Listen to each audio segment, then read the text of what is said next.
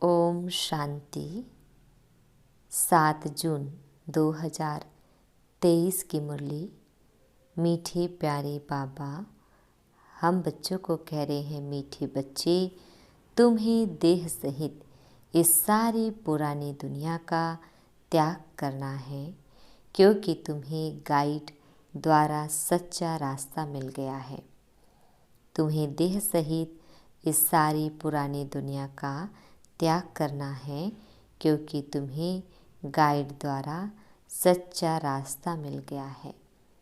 बाबा हम बच्चों से प्रश्न पूछ रहे हैं, ईश्वरीय प्लान के अनुसार किस कर्तव्य में कल्याण समाया हुआ है?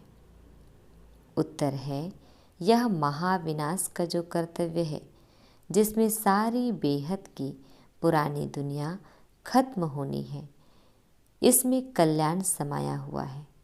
मनुष्य समझते यह बहुत बड़ा अकल्याण है, लेकिन बाप कहते, मैंने यह ज्ञान यज्ञ जो रचा है, इसमें सारी पुरानी दुनिया की आहुति पड़ेगी, फिर नई दुनिया आएगी। आज गीत है ओम नमो शिवाय। ओम शांति। बच्चों ने गीत सुना। यह महिमा किसकी थी? मैं शिव का नमन करता हूँ ना, ओम नमो शिवाय। बच्चों ने गीत सुना, यह महिमा किसकी थी? तुम माता पिता अर्थात परम पिता परमात्मा की महिमा। ऊंचते ऊंच भगवान वही है, ऊंचते ऊंच गॉड फादर, ईश्वर को फादर कहा जाता है। किसका फादर हुआ? सारी मनुष्य सृष्टि का फादर। वह है बेहद का बाप। जब उनको बाप कहा जाता है तो रचयिता भी है, मनुष्य सृष्टि का रचयिता है। वास्तव में सभी मनुष्य मात्र के दो बाप है, एक लौकिक, दूसरा पारलौकिक हुआ। आत्माओं का बाप। लौकिक पिता माना शरीर का पिता, पारलौकिक पिता माना मुझ आत्मा का पिता। तो आत्मा को जिस्म देने वाला है लौकिक बाप। आत्मा तो निराकार ही है। आत्माओं का निवास स्थान निराकारी दुनिया में है, जिसको ब्रह्मलोक भी कहा जाता है। यहाँ सभी आत्माओं को यह शरीर मिला हुआ है पार्ट बजाने। ड्रामा के राज को भी अच्छी रीति समझना है। तुम जानती हो कि गॉड फादर की महिमा सभी से न्यारी है। गाते भी हैं, ओ गॉड फादर। मनुष्य सृष्टि का बीज रूप है।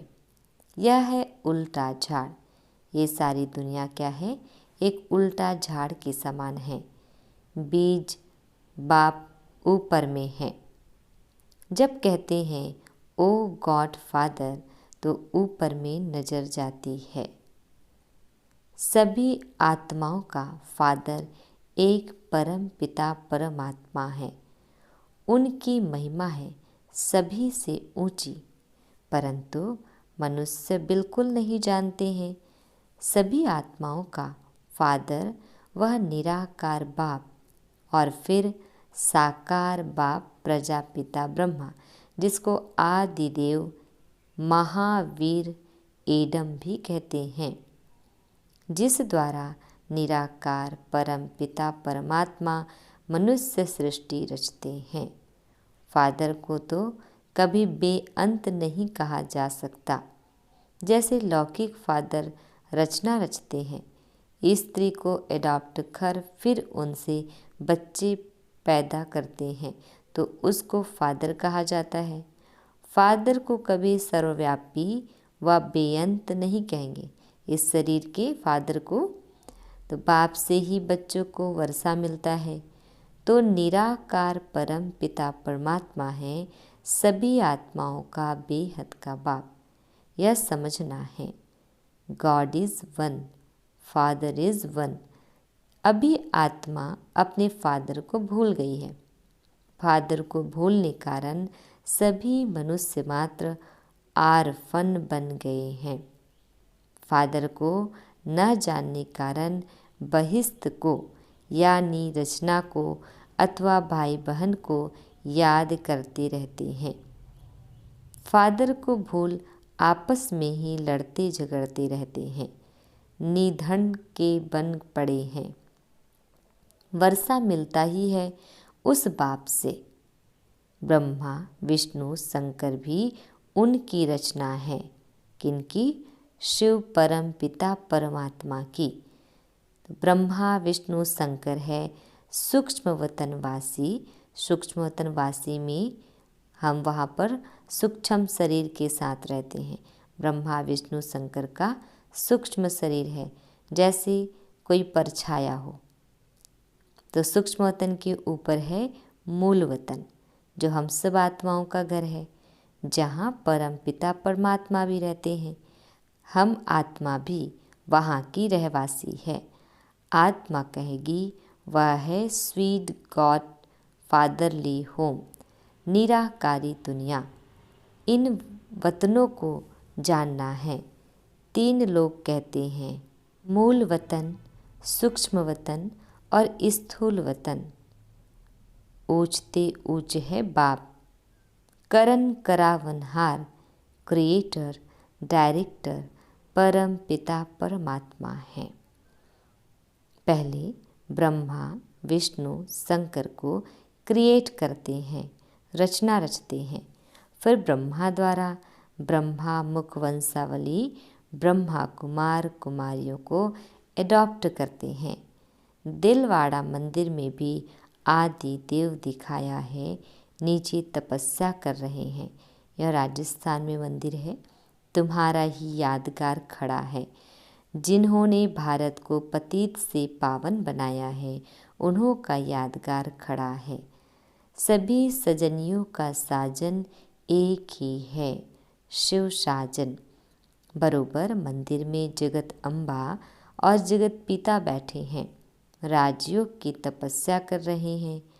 भगवान वाच, मैं ब्रह्मा तन द्वारा बैठ तुमको राजयोग सिखलाता हूँ। जगत अम्बा भी है, प्रजापिता ब्रह्मा भी है और ब्रह्मा कुमार कुमारियाँ भी है, अधर कुमारियाँ भी है। मंदिर वाले खुद नहीं जानते कि कुमारियाँ कौन, अधर कुमारियाँ कौन हैं। जरूर जगत अम्बा जगत पिता के बच्चे होंगे। उन सबको बैठ राजयोग सिखाते हैं। पहले पहले ब्रह्मा को कैसे रचते हैं वह भी बताते हैं। साधारण तन में वानप्रस्थ अवस्था में प्रवेश करता हूँ तो यह आदि देव हुआ ना, प्रजापिता ब्रह्मा, जिसको महावीर कहते हैं। वह किसका बच्चा है? बाप बैठ समझाते हैं कि मैं इस ब्रह्मा तन में प्रवेश करता हूँ। मेरा नाम है शिव। ऐसे नहीं, बाबा आते ही नहीं हैं। गाया हुआ है, यदा यदा ही ग्लानिर्भवति भारत अभ्युत्थानं धर्मस्य तदात्मानं सृजाम्यहम्। इसका अर्थ है, मैं अवतार लेता हूँ, मैं प्रकट होता हूँ। जब जब धर्म की हानि होती है तब तब मैं आता हूँ। जब जब अधर्म बढ़ता है तब तब मैं साकार रूप से लोगों के सम्मुख प्रकट होता हूँ। यह श्रीमद् भगवद गीता में स्पष्ट बातें लिखी हुई है। तो इस समय यह है ही पतित दुनिया, पावन दुनिया कैसे बनती है वह समझना चाहिए। बाबा समझाते हैं, मैं ही सद्गति दाता हूँ। गंगा नदी को गति सद्गति दाता नहीं कह सकते। पतित पावन परम पिता परमात्मा ही है। वह हेवनली गॉड फादर ही स्वर्ग की स्थापना करते हैं, जबकि उनकी संतान है। तो फिर क्यों नहीं गॉड फादर से स्वर्ग का वर्षा मिलना चाहिए? समझ की बात है ना। दिलवाड़ा मंदिर में भी पूरा यादगार है। नीचे तपस्या में बैठे हैं, ऊपर में स्वर्ग का यादगार है। देवी देवताएं भारत में ही थे। जरूर बाप आते हैं पतितों को पावन बनाने। कहते हैं मैं कल्प कल्प कल्प के संगम युगे युगे आता हूँ। संगम युग है ऑस्पिशियस युग, जबकि कलयुग के अंत में मैं आकर सतयुग की स्थापना करता हूँ। यह बाप बैठ समझाते हैं। वह जन्म मरण रहित है। शिव परमात्मा। मनुष्य को भगवान नहीं कहा जा सकता। मनुष्य तो 84 जन्म लेते हैं। तुम बच्चे जानते हो, यह है मृत्यु लोक। सतयुग को कहा जाता है अमर लोक। यह है रौरव नर्क।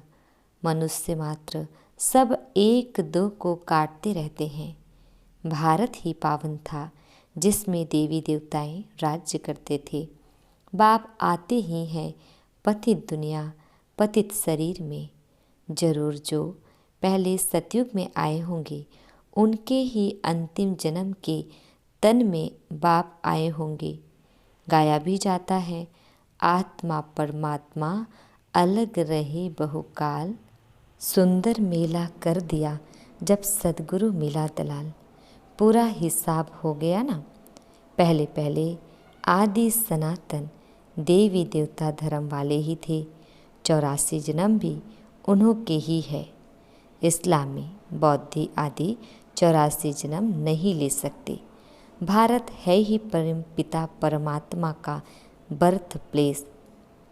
सब खंडों से उच्च है भारत खंड, परंतु अभी है कलयुग। बाबा ने समझाया है, वह है अविनाशी वर्ल्ड ड्रामा। इसका कभी विनाश नहीं होता। वर्ल्ड की हिस्ट्री ज्योग्राफी रिपीट होती है। जो इस नॉलेज को जान स्वदर्शन चक्रधारी बनते हैं वो ही चक्रवर्ती राजा बनेंगे। भारत में जब देवी देवताओं का राज्य था तो और कोई धर्म नहीं था। नए भारत में नई राजधानी देवी देवताओं की थी। वर्ल्ड ऑल माइटी अथॉरिटी का राज्य था। उन पर कोई जीत पा न सके। श्री लक्ष्मी नारायण सारे विश्व के मालिक थे। उन्हों को विश्व का मालिक बनाने वाला जरूर विश्व का रचयिता ही होगा। वह है परम पिता परमात्मा, गॉड फादर। इस समय देवी देवताओं का नाम निशान नहीं है। देवी देवताओं के सिर्फ चित्र है, परंतु उनके ऑक्यूपेशन को कोई भी नहीं जानते हैं। इस समय गवर्नमेंट में भी कोई ताकत नहीं रही है। अपने धर्म का पता नहीं है। कहा जाता है रिलीजन इज माइट। रिलीजन स्थापन करने वाला है बाप। उनको ही सर्वशक्तिमान कहा जाता है। तो गॉड फादर, फादर भी है।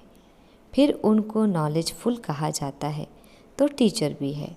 और फिर उनको पतित पावन कहा जाता है तो सतगुरु भी है। उनका कोई फादर नहीं, वह है सुप्रीम फादर, सुप्रीम टीचर, क्योंकि नॉलेजफुल है। और कोई भी मनुष्य ड्रामा के आदि मध्य अंत की नॉलेज को नहीं जानते। सदगति दाता भी सबका वह एक है। उनका कोई गुरु नहीं। वही बेहद का बाप, बेहद का टीचर और बेहद का सदगुरु है। बाप समझाते हैं भारत अब कंगाल पतित है। पतित बनाती है माया रावण। अभी भारत आसुरी राजस्थान है। सतयुग में दैवी राजस्थान था, जिसको स्वर्ग हेवन कहा जाता है। भारत ही ऊंच से ऊंच अविनाशी खंड है। अविनाशी बाप का यह बर्थ प्लेस है। इसीलिए तो यहाँ पर शिवरात्रि मनाया जाता है। तो भारत खंड कभी विनाश को नहीं पाएगा और सब खत्म हो जाएंगे। तो बाप का भी इस ड्रामा में पार्ट है, जो इस पति सृष्टि को पावन बनाकर आदि सनातन धर्म की स्थापना करते हैं। शंकर द्वारा अनेक धर्मों का विनाश। यह विनाश कोई अकल्याणकारी नहीं है। यह है रुद्र ज्ञान यज्ञ, जिससे विनाश ज्वाला प्रज्वलित हुई है। बाप कहते हैं गीता का रचयिता मैं निराकार परम पिता परमात्मा हूँ। मनुष्यों ने फिर श्री कृष्ण का नाम डाल दिया है। भगवान उवाच मैं तुमको राजयोग सिखलाता हूँ, तुम राजयोगी हो। तुम्हें सारी पुरानी सृष्टि का देह सहित जो कुछ है सबका त्याग करना है। मैं गाइड बन सबको वापस ले चलने आया हूँ। बाप ही दुखों से लिबरेट करते हैं। आधा कल्प है भक्ति अर्थात रावण राज्य और आधा कल्प है राम राज्य। यह बाप बैठ समझाते हैं, कोई मनुष्य नहीं समझाते। अभी बाप आत्माओं से बात करते हैं, समझाते हैं बच्चे तुम्हारा यह है प्रवृत्ति मार्ग। भारत में प्योरिटी थी तो पीस प्रॉस्पर्टी भी थी। अभी प्योरिटी नहीं तो पीस प्रॉस्पर्टी भी नहीं। सब रोगी दुखी हैं। अभी भारत दुख धाम है, भारत ही सुख धाम था। अब बाप कहते हैं बच्चे मेरे साथ योग लगाओ। पहले तो निश्चय होना चाहिए कि हम आत्मा हैं, ना कि परमात्मा। परमात्मा की तो महिमा बहुत भारी है। तुम भी सतयुग में सब पवित्र थे, अब अपवित्र बन गए हो। ब्राह्मण, देवता, क्षत्रिय, वैश्य, शूद्र यह वर्ण है ना। तुम हो प्रजापिता ब्रह्मा की औलाद ब्राह्मण। आदिदेव ब्रह्मा को किसने जन्म दिया? बाप कहते हैं मैंने इसमें प्रवेश कर इनका नाम ब्रह्मा रखा, इनको एडॉप्ट किया। यह भागीरथ है, इनके द्वारा मैं तुम्हें माया पर जीत प्राप्त कराता हूँ। बाकी कोई युद्ध आदि का मैदान नहीं है। तुम हो अहिंसक, हिंसा डबल होती है। अंदर और बाहर दो प्रकार की हिंसा है। एक तो काम कटारी की हिंसा, दूसरी फिर एक दो को मारने की हिंसा। बाबा कहते हैं यह काम महाशत्रु है, इनसे तुमने आदि मध्य अंत दुख पाया है। रावण राज्य द्वापर से शुरू होता है, जबकि ब्रह्मा की रात शुरू होती है। यह संगम युगी सबसे कल्याणकारी है। पीछे तो नीचे उतरते जाते हैं। देवता से क्षत्रिय, क्षत्रिय से वैश्य, वैश्य से शूद्र वर्ण में आना ही है। जो ब्राह्मण धर्म के होंगे वो ही आकर ब्रह्मा कुमार, ब्रह्मा कुमारियाँ बनेंगे। बाप समझाते हैं भारत जीवन मुक्त था, अभी जीवन बंद है। बाबा आकर सेकंड में जीवन मुक्ति देते हैं। बाप से भारत को कल्प कल्प बेहद सुख का वर्षा मिलता है। मुक्ति जीवन मुक्ति का वर्षा मनुष्य मनुष्य को दे ना सके। पार ले जाने वाला एक ही सद्गुरु है। तुम विश्व के रचयिता बाप द्वारा विश्व के मालिक बन रहे हो। बाप कहते हैं मैं तो निष्काम हूँ। ब्रह्मा द्वारा तुमको विश्व का मालिक बनाकर मैं वानप्रस्थ में बैठ जाता हूँ। परम धाम में जाकर शिव बाबा बैठ जाते हैं। गाया जाता है दुख में सिमरन सब करे, सुख में करे न कोई। जो सुख में सिमरन करे तो दुख काहे को होए। अब सब भक्त एक भगवान को याद करते हैं, फिर सर्वव्यापी कह देते हैं, तो भक्त कैसे ठहरे? यह उल्टा ज्ञान है। बाप तो रचते हैं मुख वंशावली। तुम हो प्रजापिता ब्रह्मा की मुख वंशावली। वह ब्राह्मण है कुख वंशावली। जो बाहर दुनिया में ब्राह्मण हैं वे कुख वंशावली हैं। वे जिस्मानी पंडे और तुम हो रूहानी पंडे। तो बाप सब आत्माओं को कहते हैं अब तुम मुझ बाप को याद करो। बाप को थोड़े ही भूलना चाहिए। बाप को भूला तो वर्षा कैसे मिलेगा? बाप कहते हैं माँ में कम याद करो, बाकी सब है रचना, उनसे वर्षा नहीं मिल सकता। अच्छा मीठे प्यारे बाबा, हम मीठे मीठे बच्चों को विश कर रहे हैं। मीठे मीठे सिकिल दे बच्चों प्रति माता पिता बाप दादा का याद प्यार और गुड मॉर्निंग। रूहानी बाप की रूहानी बच्चों को नमस्ते। हम रूहानी बच्चों की रूहानी बाप दादा को याद प्यार गुड मॉर्निंग और नमस्ते नमस्ते नमस्ते। शुक्रिया बाबा शुक्रिया।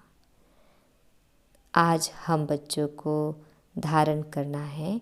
बाबा हमें धारणा की पॉइंट दे रहे हैं। फर्स्ट पॉइंट है, ड्रामा के राज को अच्छी रीति जानकर पार्ट बजाना है। अभी हम धनी बाप के बने हैं, कब आपस में लड़ना झगड़ना नहीं है।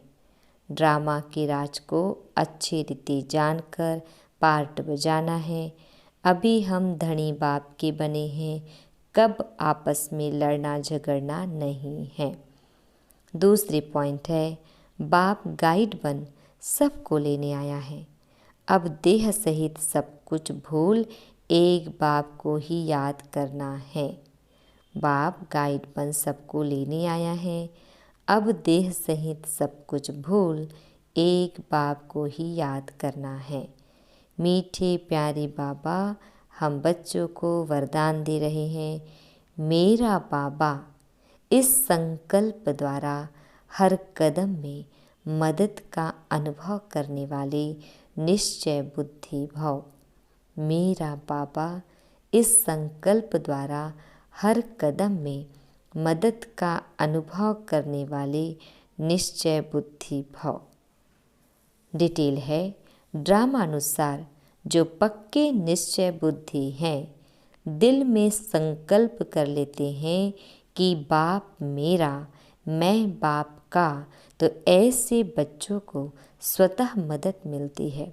सिर्फ सच्चे दिल से कहो मेरा बाबा, तो हर कदम में मदद की अनुभूति होती रहेगी। जिन बच्चों का एक बाप के साथ अटूट प्यार है, उन्हें कोई भी बात रोक नहीं सकती। बाप का प्यार सब बातों से पार करा देता है। वे उड़ते रहते हैं। स्लोगन है, सदा बाप की लाइट माइट के अंदर रहो तो माया आपके आगे ठहर नहीं सकती। ओम शांति।